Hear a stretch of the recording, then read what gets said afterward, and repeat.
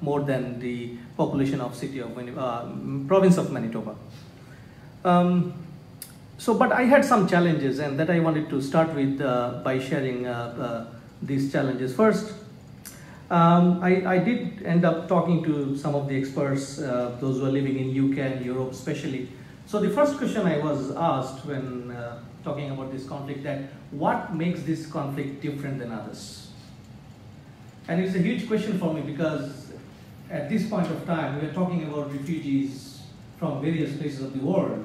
What makes Rohingyas the unique case that we are trying to understand, or we are trying to share or find the knowledge about? So that was the question. And the second one is the idea that after having seen so many death and destruction, dispossession, child abuse, and victims of these conflicts, we kind of became desensitized about these issues, maybe to some extent. So these two things really haunted me while I was preparing for the presentation of today's first session. So what I thought that, let me go back to possibly, in an attempt to resensitize the audience and learned audience that you are sitting before me. So I want to start with that humble effort to introduce this conflict, show the people that I met with in February, and how they are suffering, and possibly they are going to suffer in the future too. I would start with a poem by Rob Rutledge, and this is about a person's view about dispossession and displacement. He says, and I quote, "I remember so much and yet so little of that day. I remember the woods near our home where I used to play, the den I made smothered by oak and fern, the dragonflies selling zephyrs and their power that I yearned. I remember clearer the presence of my father, struggling through gaps he was far too large for, his smile strangely absent that day. I remember words he whispered, 'Come child, today we are away.' I remember seeing the earth looking still, if not serene, defiant in its rotation as countless ships, stalwart monoliths, depart with naive expectation. Some decided to stay, as some always do.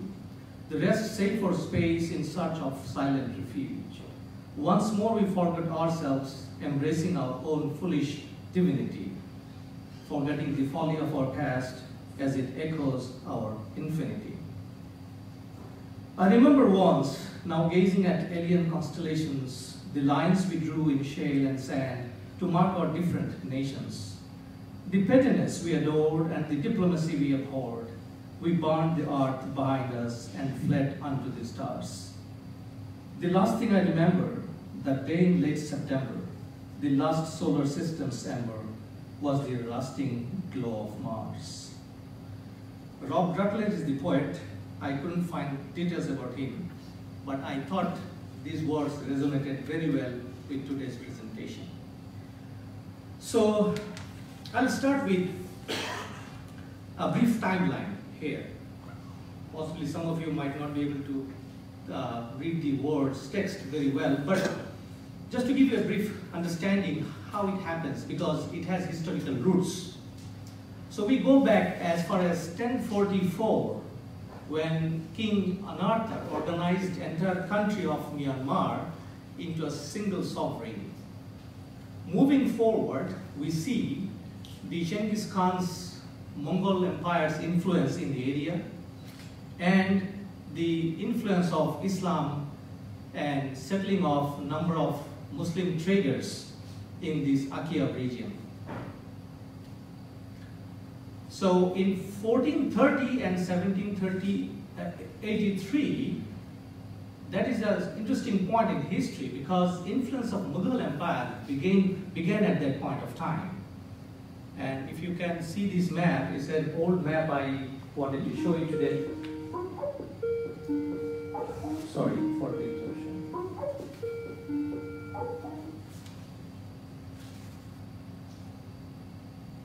And this particular era is important because at that time, the Bengal was under the influence of Mughals, and the Myanmar at that time was also equally influenced by the Bengal Sultanate.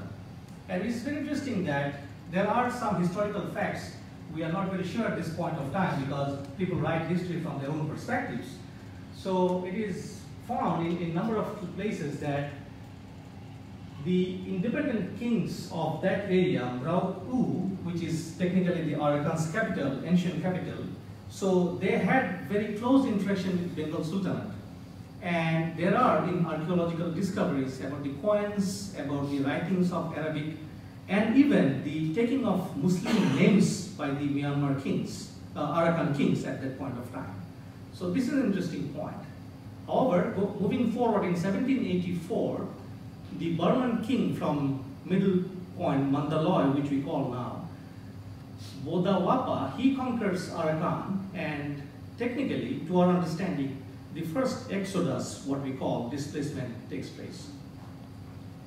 Moving forward in 1824-25, and that particular century is important because the British the British colonial influence started in this area. So there were 3 wars that the Britishers conducted in that particular Arakan and all. And in that map, what I wanted to show you that, in fact, no, go back. In fact, the British came from the west, from Bengal, of course, and Arakan was the first step for them in 1824-1826, First Anglo-Burman War. And afterwards, there were 2 more wars in 1826 and 1885. Finally, they could capture the rest of the Myanmar at that point and unified it under one rule. First census of Rohingyas took place in 1911 and followed by census in 1921 by Britishers.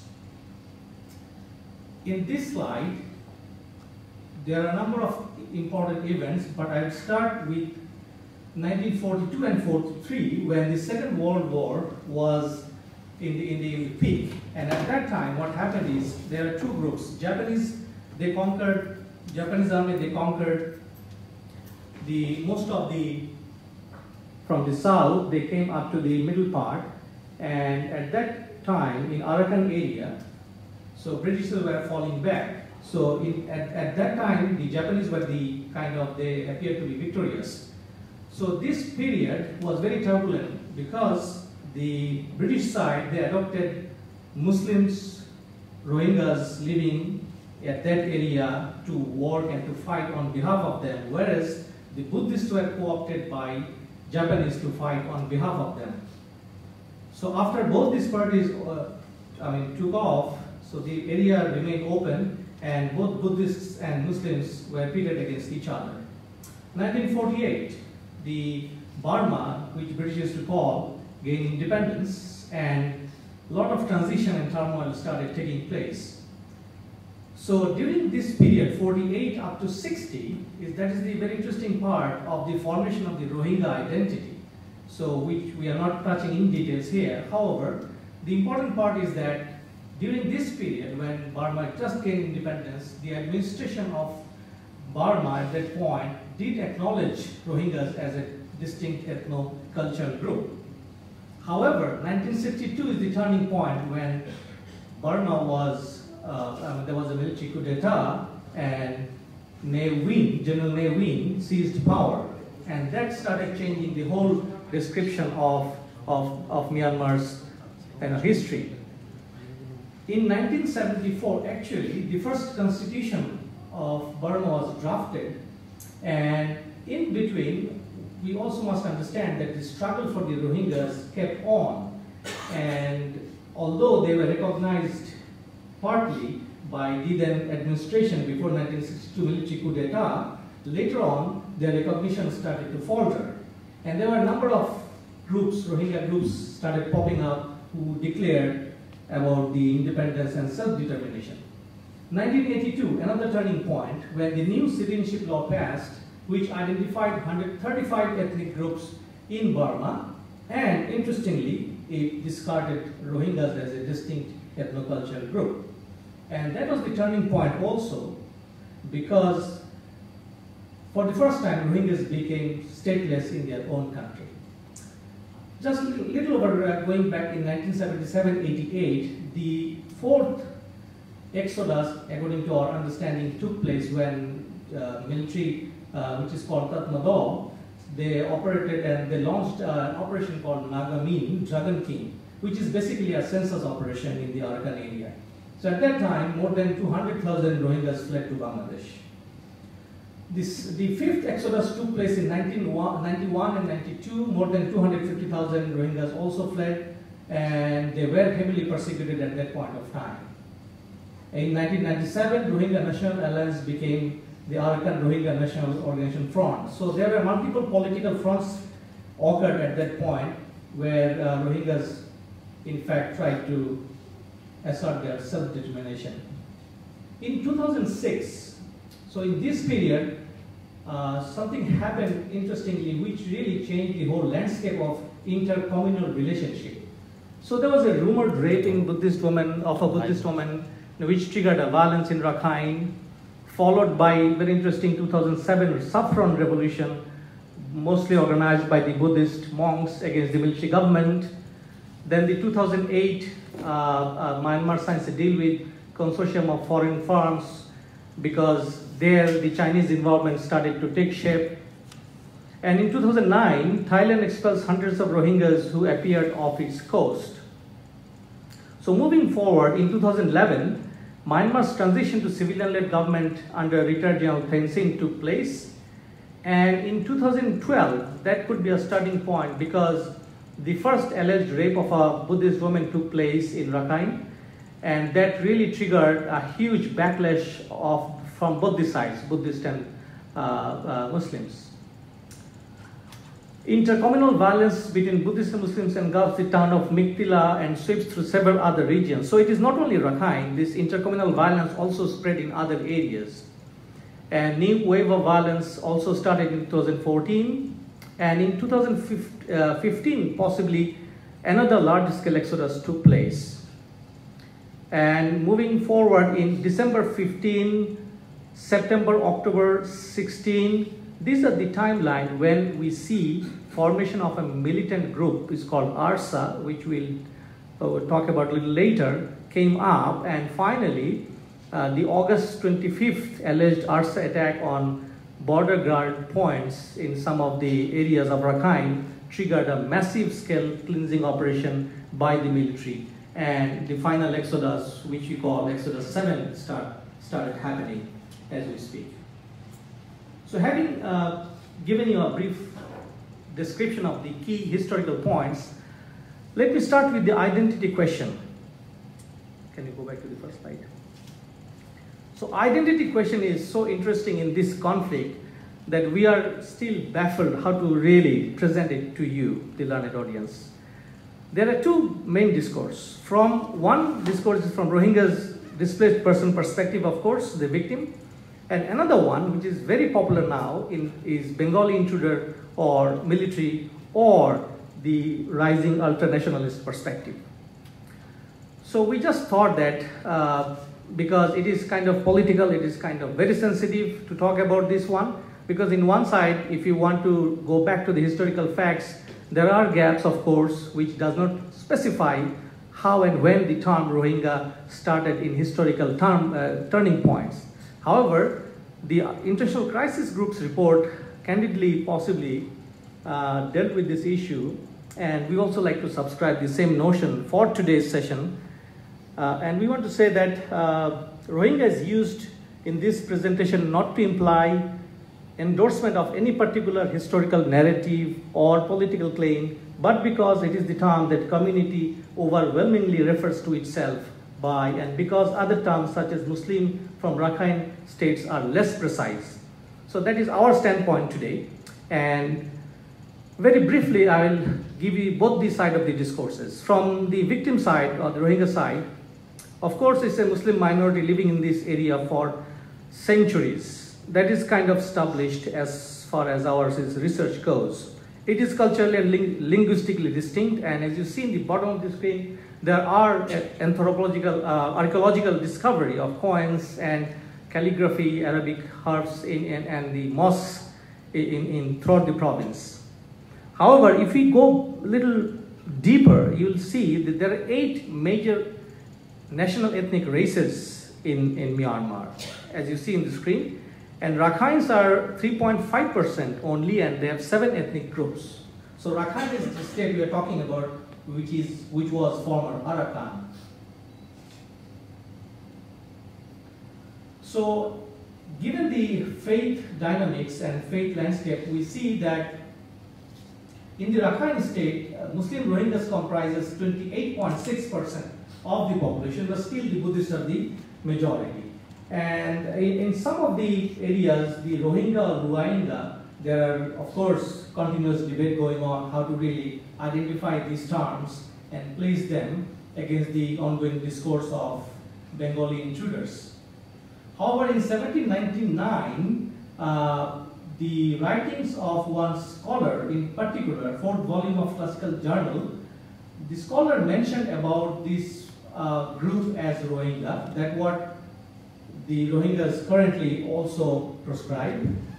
And in 1961, 12th volume of the most respected Journal of Democratic Republic of Burma, which is military journal, also recognized and acknowledged Rohingyas as a distinct group, and they worked with Burmese army. And of course, UNU acknowledged this group, and he also declared 3 of the provinces, go back to the map, next. 3 of the provinces of Arakan as frontier province, and he wanted to establish a separate administration for this. They also had a radio station and with Rohingya language program. So having said that, now let's talk about the other side of the discourse. So what we see is that the argument is there are 8 major ethnic groups in Myanmar, and this 8 does not include Rohingya at all. The Rohingya was neither recorded in Burmese history nor in Indian history written by British, Portuguese, Dutch and other historians.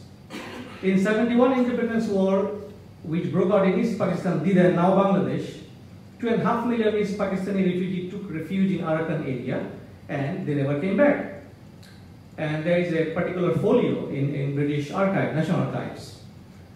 And another point is there is a huge population growth explosion in Bangladesh, so many came to stay in Arakan. And also Rohingyas people are polygamous, do not use birth control methods, so their population is growing and they are afraid that they will take over. But remember this slide I showed, it is still far away behind that. And finally, the Chittagonian Bengali Muslims have created the term Rohingya because Rohan is generally understood as Arakan, and Gya or Ja, the way you pronounce, means native. So Rohingyas cannot claim themselves as native because a larger majority of Rakhine province, they also technically are from this area.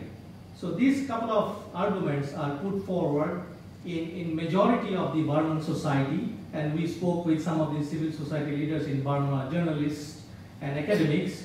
So in an average, these are the main arguments put forward against the identity of Rohingya. So I would like to start with the security dimension, because you'll find in many of the official writings, including the International Crisis Group reports, the American ambassador who finally thought of resigning from the consultation group in Myanmar mentioned about the security aspects.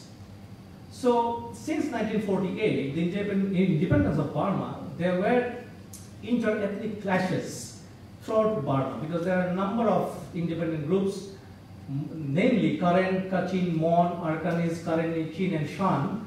They have their active militant groups fighting against central government and the military. And most prolific are the rebels of Shan state, Kachin Independence Army, Kachin Independence Organization, Pang National Liberation Army, and so on and so forth. So in general, as we speak, there is a peace treaty or peace accord going on, but still they are fighting with all the smaller ethnic groups, and it's not only with the Arakanis or Rohingya per se. Arakan army, now come back to this particular area. Next slide. Arakan army operates in Arakan, and basically it is China-backed. So Arakan army, whether and how much it consists of Rohingyas is really difficult to ascertain, and we have not really found out any credible information on that. However, United War State dominated Northern Alliance member, and which is basically composed of these groups. Long list, 13 or 14 groups of Rakhine-based insurgents since 1784. It's a long way of resistance, and that is what is important to understand, that resistance in this area is historical, is nothing new. And of course, the last one, as you see in the list, Arakan Rohingya Solidarity Army, ARSA, is in the case in focal point now. A nationwide ceasefire agreement, NCA, is going on, is ongoing, and it started back in March 31st, 2015. And it stipulates number of towns, and it's basically from 1989, it dealt with Kachin Independence Organization and New Mon State Party. However, the list that I got from a reliable source is that bilateral ceasefire is not also working very well after the 2015 election. So many casualties and so much of fightings going on. Uppsala conflict data shows that from over 1989 up to 2014, the insurgencies caused casualties in a numerous ways. Talking about ARSA, which is kind of very common phenomenon now in these social media and policy papers. Basically, Harakal Yakin was its name. If you translate in English, it might be very close to faith movement. And it was led by a committee of Rohingya immigrants, possibly based out of Saudi Arabia. So they are supposed to be, and they are technically well organized and well funded. That's what International Crisis Group says. And they have carried out almost 250 interviews in Arakan areas since 2008. And according to their assessment, they did carry out the number of attacks since 2015 onto the Border Guard Police, a paramilitary organization in Rakhine that eventually triggered the cleansing operations. The gentleman in the picture, Mr. Ataullah, whose alias Amin Abu Amr, happened to be the spokesperson of this group, and he identified himself as Hafiz Tohar, and of course he has a number of aliases. But this gentleman is in the forefront, and he has a Twitter account, and we kind of follow that Twitter account too. He just published a detailed instruction how to resist operation, and if you're interested, you can go to our website and you will find the link. Most important part in this conflict is social media and YouTube effect. Whether you, some of you, those who are not aware, you might be very surprised to see that right from the day one of the conflict or the armed attack, everything is available in the YouTube from both sides, from the ARSA side and from the government side.